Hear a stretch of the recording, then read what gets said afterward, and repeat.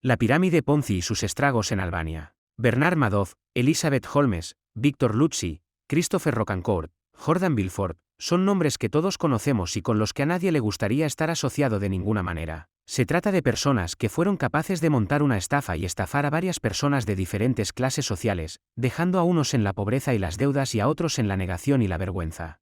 Y causando daños a las economías de sus países. Cada día muchas personas son víctimas de estafas o intentos víctimas de estafas. Así que imagínense a todo un país europeo que se deja embaucar por una estafa y 27 años después sigue pagando el precio de esta avaricia. Sí, suena improbable, pero es cierto. El país en cuestión es Albania. En 1996, el gobierno albanés fomentó la instalación de esquemas Ponzi en su país, lo que llevó a la ruina no solo a la población local, sino a todo el país. ¿Cómo han llegado hasta allí? En 1990, Albania se encontraba en una coyuntura económica crítica. Tras décadas de régimen comunista aislado y estricta planificación centralizada, el país se enfrentaba a una economía estancada e ineficaz. Las consecuencias de esta política económica fueron muchas. Escasez de bienes de consumo, baja productividad industrial, agricultura subdesarrollada y un nivel de vida relativamente bajo en comparación con otros países europeos. El aislamiento internacional de Albania también había limitado sus oportunidades de desarrollo económico y comercio, convirtiendo a Albania en el país más pobre de Europa. La caída del comunismo en 1991 marcó el inicio de una caótica transición económica hacia una economía de mercado, o dicho de otro modo, hacia el capitalismo. Esta transición ha ido acompañada de muchos retos, entre ellos la elevada tasa de desempleo, con más de la mitad de la población en paro. Inestabilidad política y corrupción endémica. La vida se había encarecido 2 veces, provocando la huida de la gente en busca de una vida mejor. A partir de 1995, Albania decidió abrirse al mundo. La apertura de Albania al mundo pretendía atraer a los inversores extranjeros y fomentar el crecimiento económico. Así nacieron los esquemas Ponzi en Albania. Aprovecharon la inestabilidad de los bancos públicos albaneses para hacerse un hueco. En aquella época, Albania solo contaba con 3 bancos públicos, y la tasa de impago de estos bancos era elevada. Además, los intereses de los depósitos son muy bajos. A todo esto se añade una población que no sabe nada de cómo funciona el sistema financiero. Un terreno abonado para las estafas piramidales. Su funcionamiento era sencillo. Tomaban dinero de la población, ofreciéndoles tipos de interés muy elevados. No tardaron en popularizarse y los primeros ahorradores ganaban más dinero captando nuevos miembros.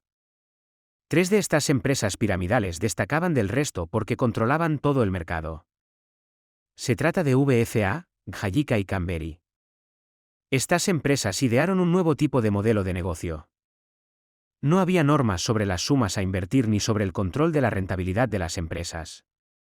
Además, estas empresas contaban con el respaldo del gobierno. Dieron dinero a los partidos políticos por el apoyo inquebrantable del gobierno. Así ganaron credibilidad. Estos mercados eran tan favorables que, en 1996, otras 3 empresas entraron en la carrera y empezaron a competir con las anteriores. Para atraer a más clientes, las nuevas empresas ofrecían tipos de interés que oscilaban entre el 30% y el 100% anual. Son Populli, Xaferi y Sude. Esto creó euforia y la gente empezó a retirar sus ahorros de empresas anteriores para invertir en estas nuevas. Xaferri y Populli atrajeron juntos a casi 2 millones de depositantes de una población total de 3,5 millones en el espacio de unos pocos meses. Los albaneses vendieron sus casas, su ganado y todas sus posesiones para invertir. El país siguió el ritmo de estos esquemas Ponzi. Ese mismo año, el FMI y el Banco Mundial advirtieron al gobierno de los riesgos de estas estafas piramidales, pero el gobierno guardó silencio ante esta advertencia. Llegó a afirmar que el sistema económico de su país era el más seguro de Europa, dejando al público aún más a ciegas sobre los riesgos de invertir ciegamente en estas empresas. Por desgracia, en enero de 1997, Sude y Gjika se declararon en quiebra. Esto mina la confianza del público, que se apresura a retirar sus inversiones en estas empresas.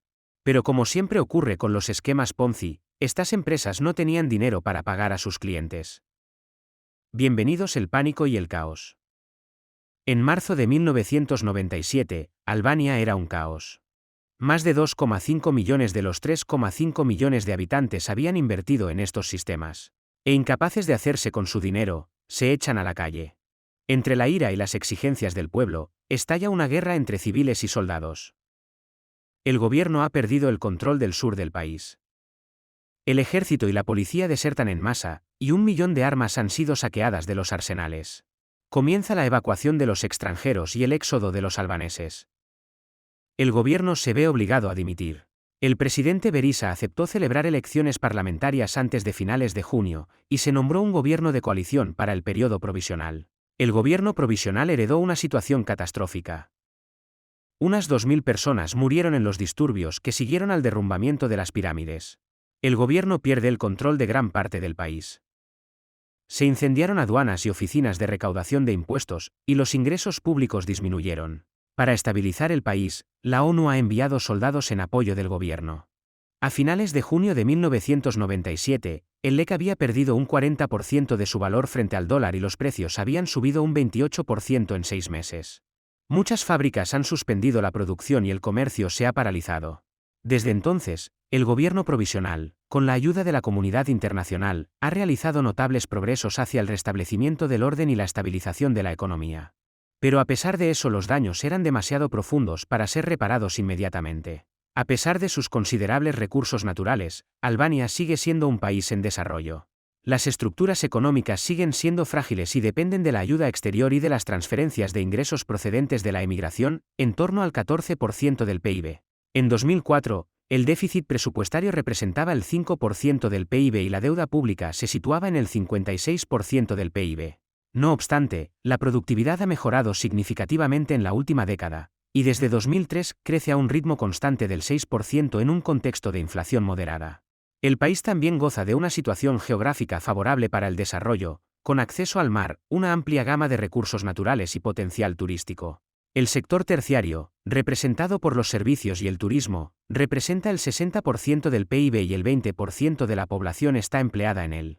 La agricultura representa una cuarta parte del PIB, y la economía informal es uno de los principales contribuyentes.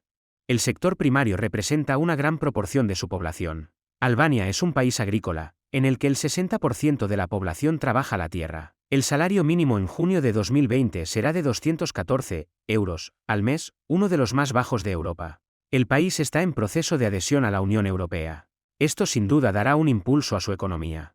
Puede que mucha gente no sea consciente de ello en estos días, pero los esquemas Ponzi se están extendiendo muy rápidamente en nuestras sociedades. Sus actividades afectan mentalmente a las personas, repercuten en la economía y en la estabilidad de un país. Los gobiernos deberían tomar medidas para detener la instalación y propagación de empresas construidas sobre pirámides Ponzi. También deben vigilar todas las empresas de inversión que prometan tipos de interés elevados.